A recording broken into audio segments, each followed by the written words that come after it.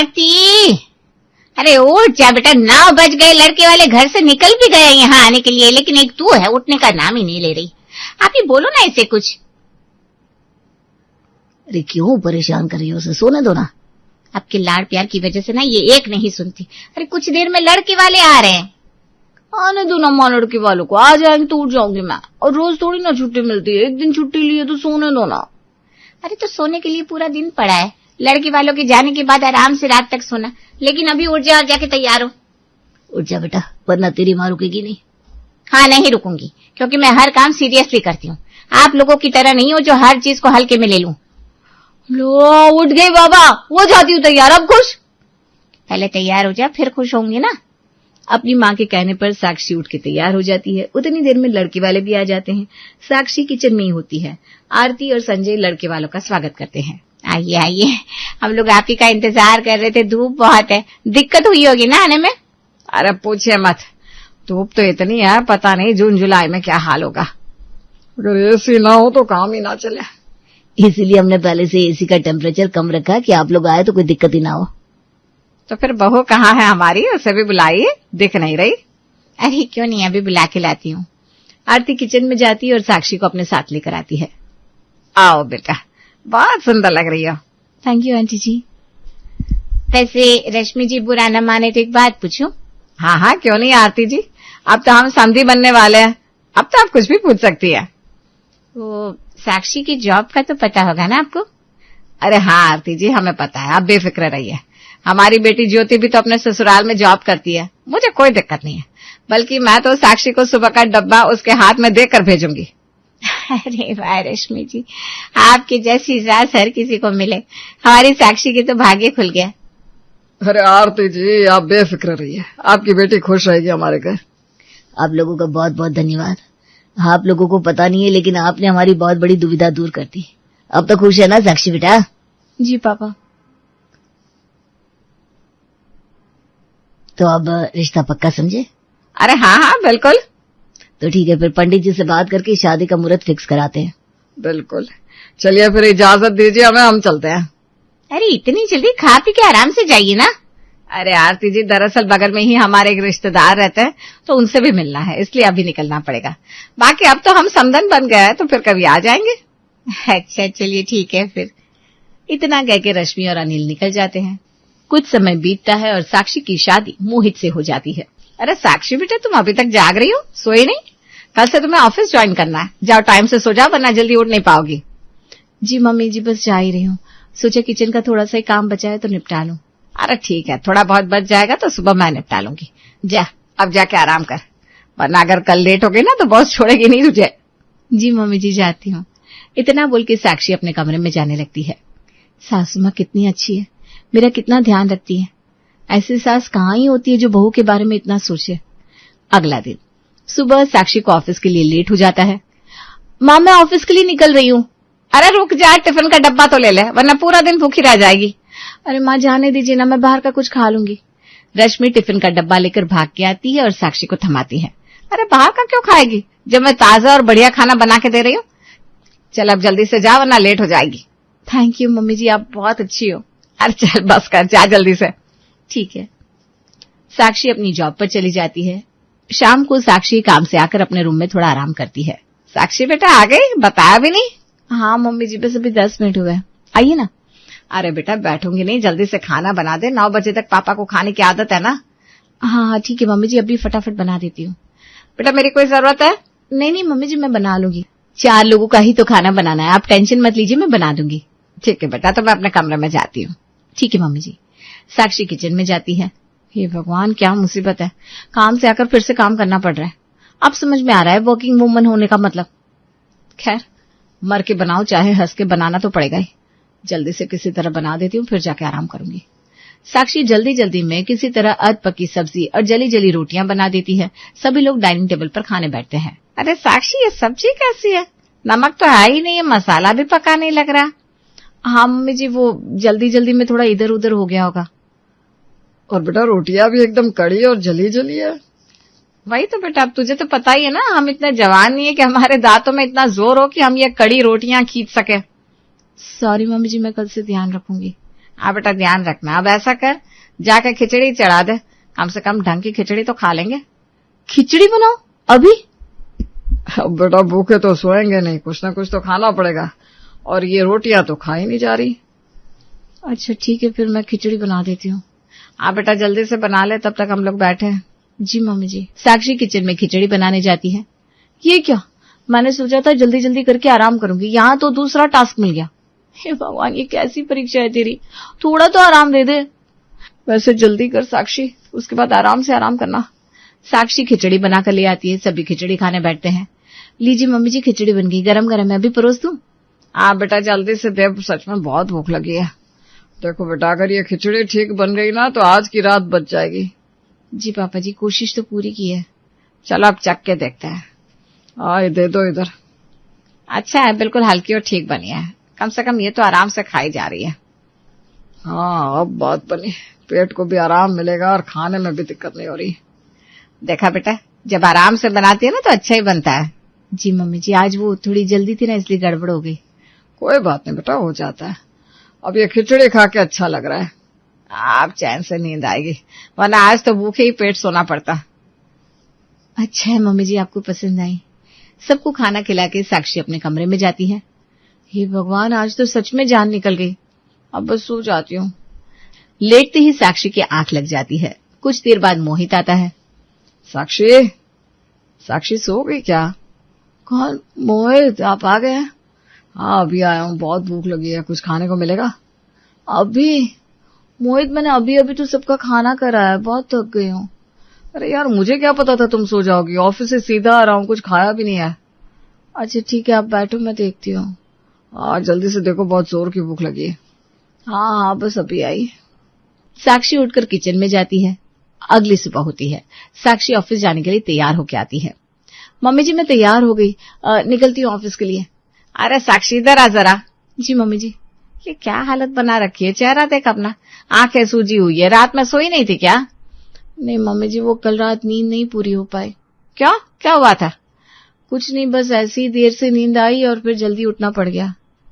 देखो बेटा, ऐसे नहीं चलेगा, अगर तुम ठीक से सोओगी नहीं तो दिन भर काम कैसे करोगी, ऑफिस भी है, घर भी है। जी मम्मी जी, ध्यान रखूंगी।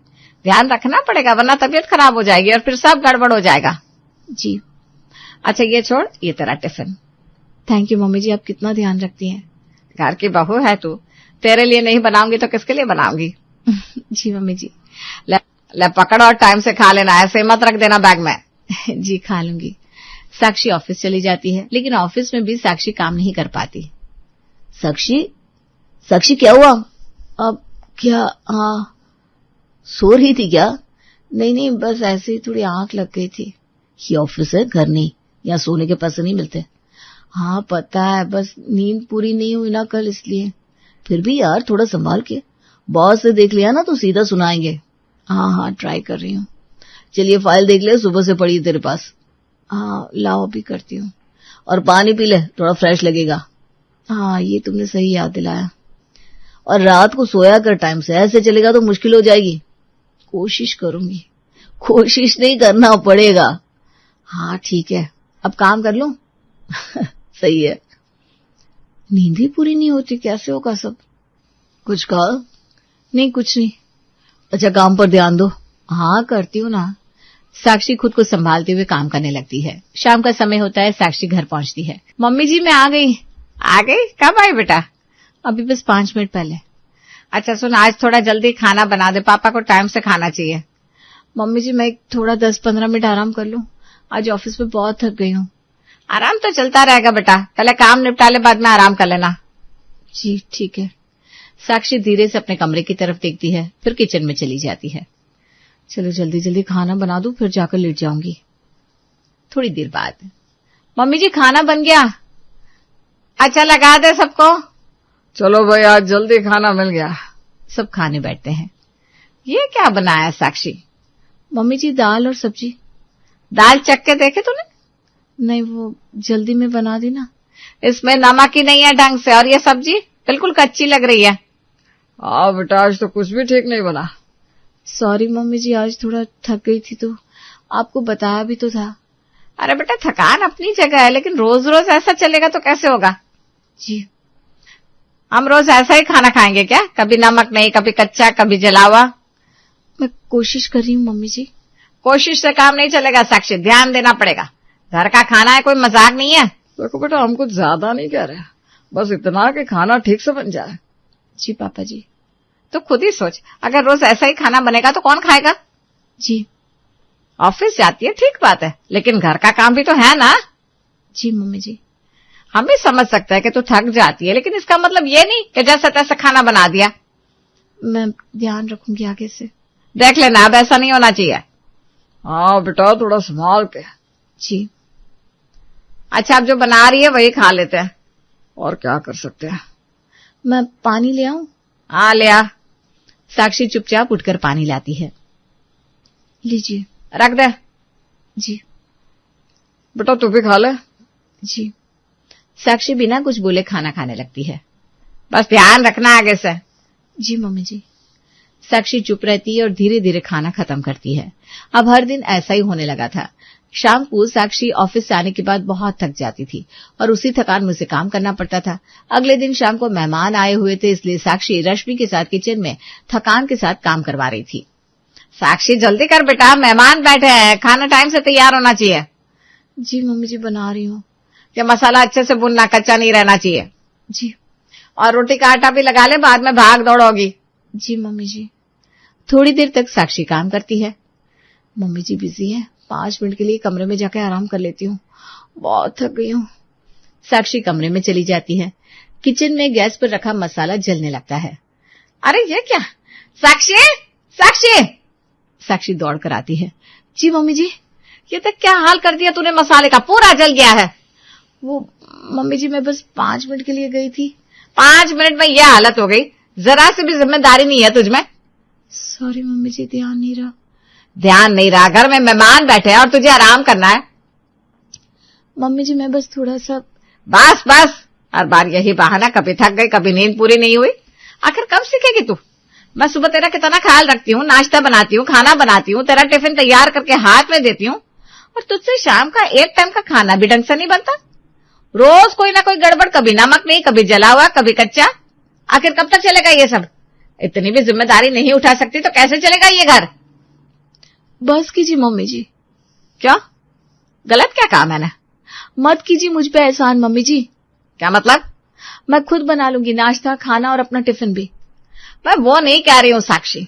नहीं मम्मी जी, मैं समझ गई। अब आपको सुबह कुछ भी करने की जरूरत नहीं है, इतना सब। ये क्या तरीका है बात करने का? जो सच है वही बोल रही हूँ, मैं संभाल लूंगी सब।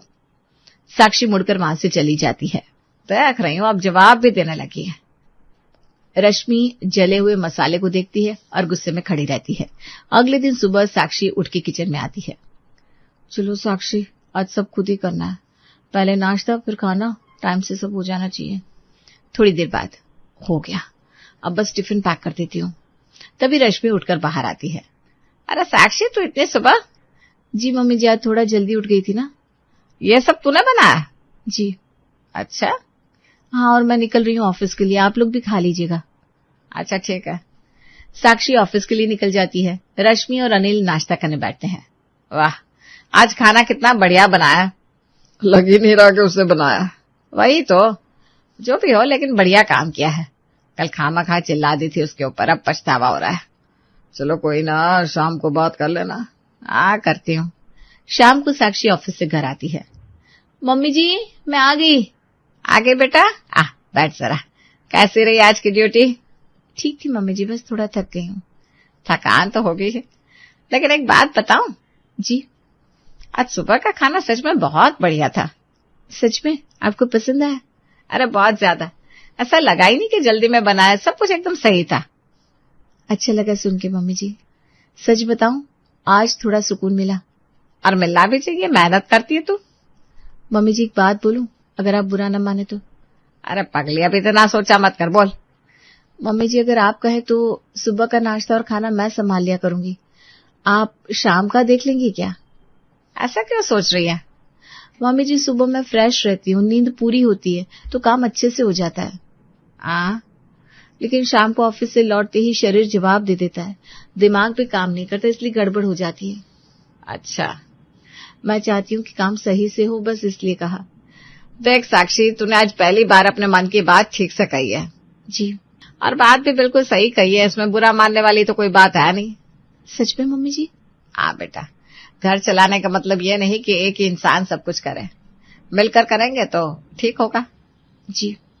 तो सुबह संभाल ले और शाम को मैं देख लूंगी, वैसे भी मैं घर पर ही रहती हूँ। थैंक यू मम्मी जी, अब शायद सब ठीक से हो जाएगा। और सुन, अपने ऊपर इतना दबाव मत लिया कर। जी। तू बहू है, कोई मशीन नहीं। थकान होना बिल्कुल नॉर्मल है। जी मम्मी जी। बस आगे से एक बात याद रखना, मन में कुछ भी हो सीधा बोल दिया कर। जी, अब नहीं छुपाऊंगी। तभी तो रिश्ता आसान बनता है। सही कहा आपने। चल अब हाथ मुंह धो ले, मैं चाय बनाती हूँ, दोनों साथ में बैठ के पीते हैं। जी मम्मी जी। और आज आराम से बैठना, कोई जल्दी नहीं है। आज तो सच में अच्छा लग रहा है। बस ऐसे ही हंसती रहे, घर भी अच्छा लगेगा। जी। सुबह का समय है। रिया ऑफिस के लिए तैयार होकर निकल रही थी, तभी उसकी भाभी निधि कहती है, रिया, माँ जी की तबीयत कल रात से थोड़ी खराब लग रही है। उनकी बीपी की और शुगर की कुछ दवाइयां खत्म हो गई है। मुझे अभी जाकर लानी होगी। जरा मुझे कुछ पैसे दे देना दवाइयों के लिए। ओहो, माँ की तबीयत खराब है, आपने मुझे कल क्यों नहीं बताया? रुकिए मैं देती हूँ। रिया अपने पर्स से 200 रुपए का एक नोट निकाल कर निधि को देती है। उसे देखकर निधि कहती है, रिया, ये 200 रुपए? अरे रिया, आजकल महंगाई कितनी बढ़ गई है तुझे पता है? माँ जी की दवाइयां थोड़ी महंगी आती है। 200 रुपए में तो आजकल ढंग का सिरप भी नहीं मिलता। ठीक है, ये लीजिए 500 रुपए। और अब ठीक है ना? हाँ, ये कुछ ठीक है। ठीक है भाभी, आप दवाइयां ले आना, और हाँ, जो पैसे बचेंगे वो शाम को मुझे वापस कर देना। अच्छा, अब मैं चलती हूँ। ऐसा कहकर रिया जल्दी जल्दी सीढ़ियां उतरकर चली जाती है। अरे वाह, रिया तो सच में बहुत भोली है। दवाइयां तो कुल 350 या 400 की आएंगी, इसमें से तो मुझे सीधे सीधे 300 रुपए बच जाएंगे। शाम को कह दूंगी कि सब खर्च हो गए, मेरा तो खर्चा ऐसे ही निकल जाता है। थोड़ी देर बाद निधि घर का थोड़ा बहुत काम निपटाती है और अपनी सास सावित्री के पास जाती है और कहती है, माँ जी, मैं सोच रही हूँ कि अभी बाजार हुआ हूँ, आपकी दवाइयां भी लानी है और मुझे घर के लिए भी थोड़ा सामान देखना है। ठीक है बहू, चली जा, जल्दी लौट आना।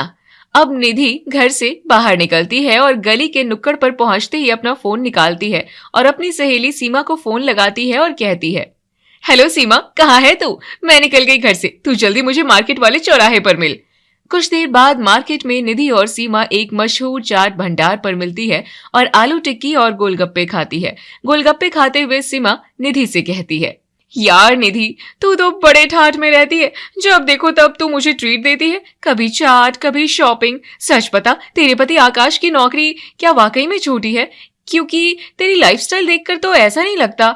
अरे नहीं बाबा, आकाश की नौकरी तो सच में छोटी सी है। क्लर्क की जॉब में कितना ही मिलता है, आधा तो घर के लोन की किस्तों में चला जाता है। तो फिर ये पैसे, ये ब्रांडेड चप्पल और ये चाट के खर्चे कहाँ से आते हैं? मेरी ननद रिया है ना, वो एक बहुत बड़ी कंपनी में ऊंची पोस्ट पर है, अच्छी खासी सैलरी मिलती है उसे। बस मैं तो रोज किसी न किसी बहाने से उससे पैसे मांग लिया करती हूँ। कभी माँ जी की बीमारी, कभी घर का राशन, कभी बिजली का बिल। वो बेचारी चुपचाप दे देती है और इस तरह मेरा पर्सनल खर्च मस्त चल जाता है। वाह यार, तो बड़ी खुशनसीब है कि ननद के खर्चे पर भाभी पल रही है। ऐसी ननद सबको मिले जो बिना सवाल किए पैसे दे दे, इससे अच्छी क्या बात हो सकती है? अरे सीमा, इसके लिए भी बहुत दिमाग लगाना पड़ता है। हर रोज नया बहाना सोचना, चेहरे पर दुख लाना, ये सब एक कला है। रिया को लगता है कि मैं घर की कितनी चिंता करती हूँ। दोनों खूब ठहाके लगाती है और पेट भरकर चाट खाती है। इसके बाद निधि एक मेडिकल स्टोर पर जाती है और कहती है, भैया, सावित्री देवी के नाम का पर्चा है आपके पास? हाँ, वही दवाइयां दे दो। मैडम, ये पूरे महीने की दवाइयां तो 800 रुपए की होंगी। नहीं भैया, मुझे पूरा महीना नहीं चाहिए, आप बस 10 दिन की दवाइयां दे दो, बाकी बाद में ले जाऊंगी। मेडिकल वाला दवाइयां पैक कर देता है, जिसका बिल मुश्किल से 250 रुपए आता है। निधि घर पहुंचती है और सावित्री को दवाइयां देते हुए कहती है, माँ जी, लीजिए, मैंने आपकी दवाइयां ला दी। बहुत भीड़ थी बाजार में, थक गई हूँ मैं। ठीक है बहू, शुक्रिया। वैसे सब्जियां भी खत्म होने वाली थी, वो नहीं लाई। माँ जी क्या बताऊं, रिया ने जितने पैसे दिए थे उतने में तो बस ये दवाइयां ही आई। आजकल दवाइयां इतनी महंगी हो गई हैं कि हाथ लगाते ही पैसे खत्म हो जाते हैं। अब कल जब रिया ऑफिस जाएगी तो उससे थोड़े और पैसे मांगूंगी, तब सब्जियां लेकर आऊंगी।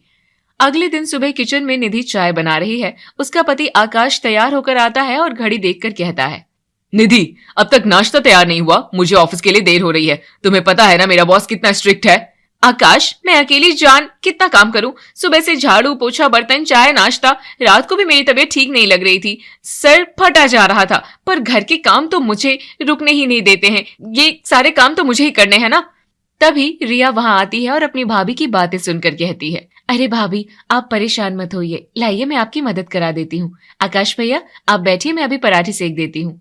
अरे ननद जी रहने दो, तुम तो बेचारी सुबह से रात तक ऑफिस में खटती हो, तुम कितना काम अकेली करोगी, रहने दो मैं कर लूंगी। काश हमारे पास भी कोई नौकरानी होती जो मेरी मदद कर देती, तो शायद मुझे इतनी थकान ना होती, पर खैर मेरी किस्मत में कहाँ ये सब। तुम जाओ तैयार हो लो। रिया वहां से चली जाती है। तभी रामेश्वर वहां आता है और कहता है, अरे बहू, मुझे शुगर की दवाई खानी है, अभी तक नाश्ता नहीं बना क्या? थोड़ा जल्दी कर दो, सर चकरा रहा है। पिताजी बस लगा ही रही हूँ, अब अकेली औरत कितना काम करे, इस घर में सब मुझे ही करना पड़ता है। मोहल्ले में वो शोभा रहती है ना, उसने काम ज्यादा होने की वजह से नौकरानी लगा ली है, अब वो आराम से रहती है, लेकिन मेरी किस्मत पे कहाँ नौकरानी है। ऐसा कहते हुए निधि सभी का नाश्ता डाइनिंग टेबल पर लगा देती है। सभी नाश्ता करने लगते हैं। तभी निधि की बातें सुनकर आकाश कहता है, निधि, तुमको तो पता है मेरी छोटी सी जॉब है और घर का लोन भी अभी तक चल रहा है, हम नौकरानी का खर्चा कैसे उठाएंगे? और वैसे भी घर में लोग ही कितने हैं, तुम तो आराम से कर सकती हो। हाँ, मेरी किस्मत में आराम कहाँ, कोई बात नहीं, मैं मरते खपते काम करती रहूंगी। सभी लोग नाश्ता करते हैं और टेबल से उठकर चले जाते हैं। तभी निधि हॉल में आती है तो देखती है रिया ऑफिस के लिए निकल रही थी। निधि कहती है, रिया, वो घर में सब्जी बिल्कुल नहीं है, जरा सब्जी के पैसे तो दे दो। ठीक है भाभी, ये लीजिए 300 रुपए और। रिया, 300 में क्या आएगा, आजकल गोभी भी 80 रुपए किलो है, थोड़ा और दे दो तो मैं हफ्ते भर की सब्जी एक साथ ले आऊं। ठीक है भाभी, ये लो 1000 और हाँ, आप काम वाली देख लीजिए। ऐसा कहकर रिया ऑफिस चली जाती है। रिया के ऑफिस जाते ही निधि तुरंत शीला को फोन लगाती है और कहती है, हेलो शीला बाई। हाँ, निधि बोल रही हूँ, तुझे बोला था ना कि मैं तुझे बुलाऊंगी काम पे, कल से आ जाना झाड़ू पोछा और बर्तन के लिए। सैलरी की फिक्र मत करना, तुझे टाइम पे मिल जाएगी। अब निधि और भी आराम से काम करने लगती है। सारा काम शीला करती है और निधि सोफे पर बैठकर टीवी देखती है।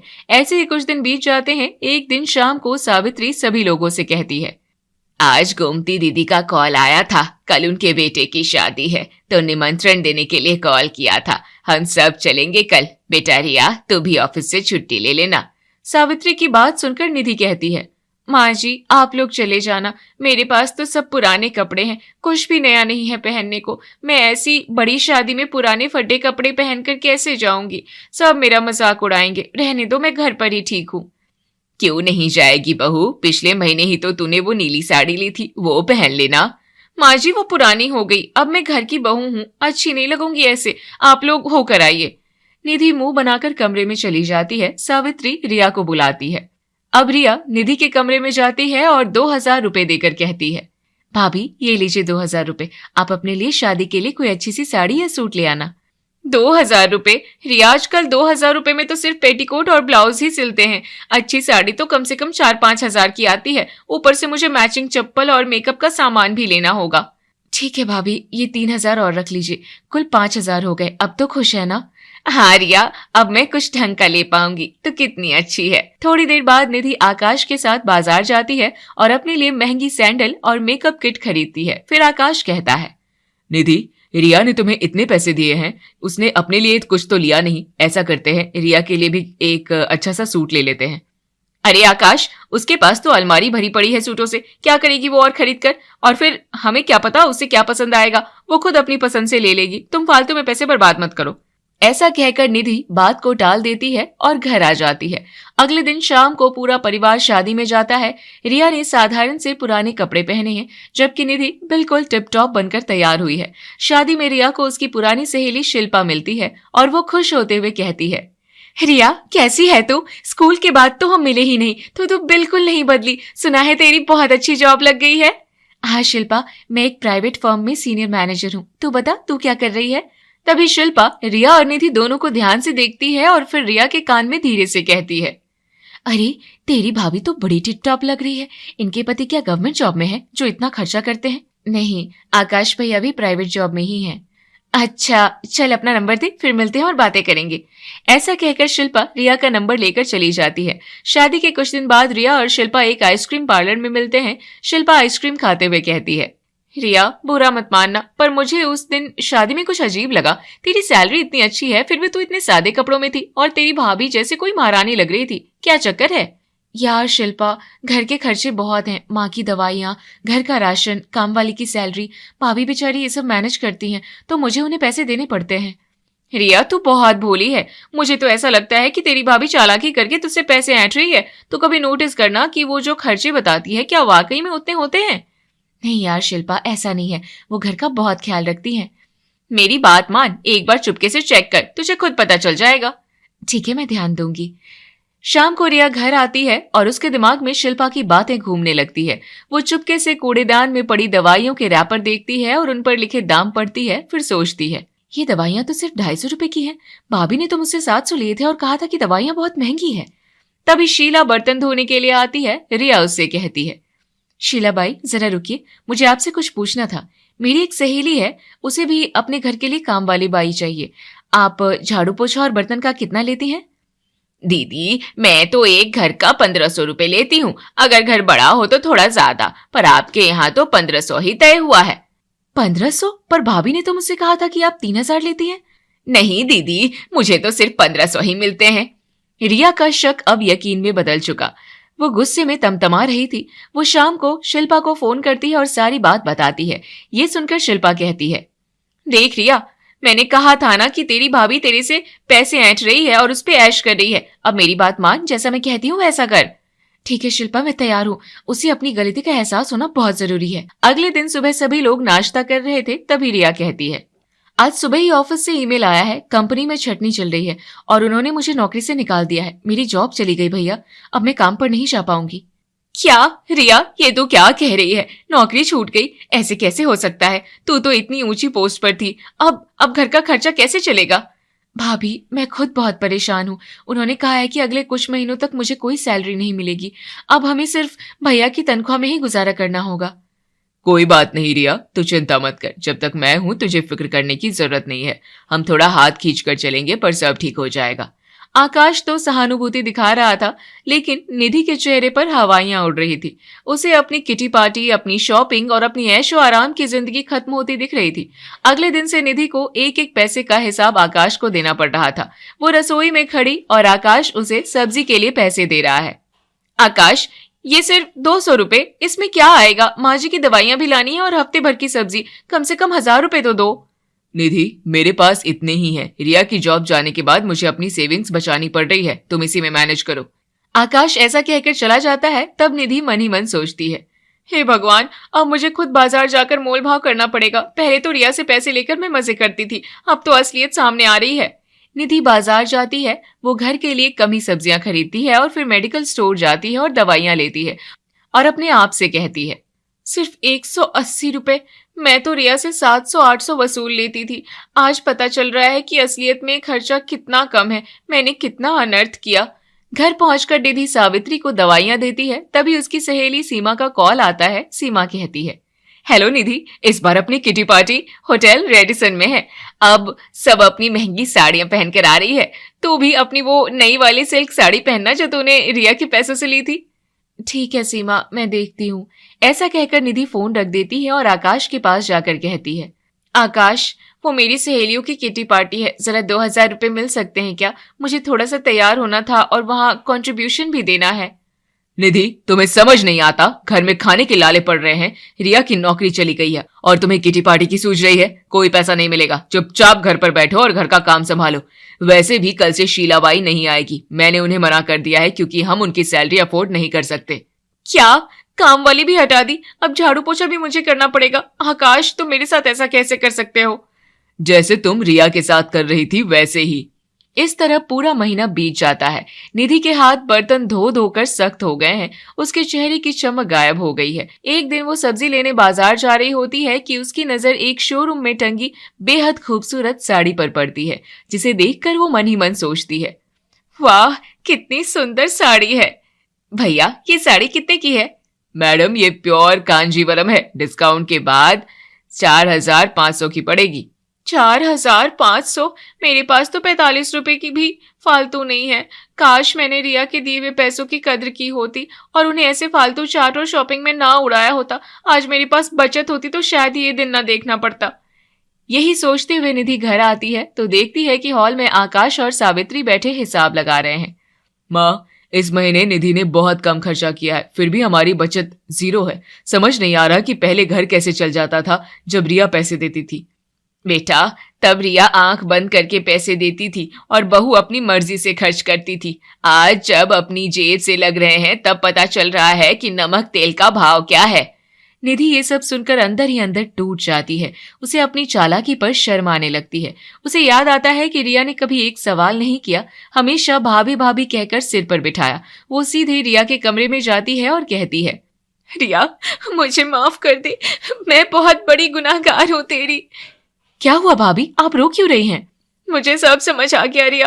तूने कभी मुझसे हिसाब नहीं मांगा और मैंने तेरी शराफत का फायदा उठाया। दवाइयों के नाम पर, काम वाली के नाम पर मैंने तुझसे झूठ बोल बोल कर पैसे ऐंठे। आज जब मुझे खुद उन पैसों के लिए तरसना पड़ रहा है तब मुझे एहसास हुआ कि मेहनत की कमाई क्या होती है। मुझे माफ कर दे, मैं अब कभी तुझसे एक पैसा फालतू नहीं मांगूंगी। अरे भाभी, मुझे खुशी है कि आपको अपनी गलती का एहसास हो गया। और एक खुशखबरी दूं, मेरी नौकरी कहीं नहीं गई है। ये सब बस एक नाटक था जो मैंने और शिल्पा ने मिलकर रचा था ताकि आपको पैसों की अहमियत समझ आ सके। क्या मतलब, तेरी जॉब सलामत है? हाँ भाभी, और शीलाबाई को भी मैंने मना नहीं किया था। वो बस 2 दिन की छुट्टी पर गई थी। भाभी, पैसा किसी का भी हो, मेहनत का होता है। अगर हम मिलकर चलेंगे तो घर में बरकत होगी, लेकिन अगर हम एक दूसरे को धोखा देंगे तो सब बिखर जाएगा। तू सही कह रही है रिया। आज से मैं कसम खाती हूँ कि इस घर की एक एक पाई का सही हिसाब रखूंगी। और हाँ, अब से मैं भी कुछ छोटा मोटा घर के काम शुरू करूंगी ताकि मैं भी योगदान दे सकूं, सिर्फ तेरे खर्चे पर ना पलूं।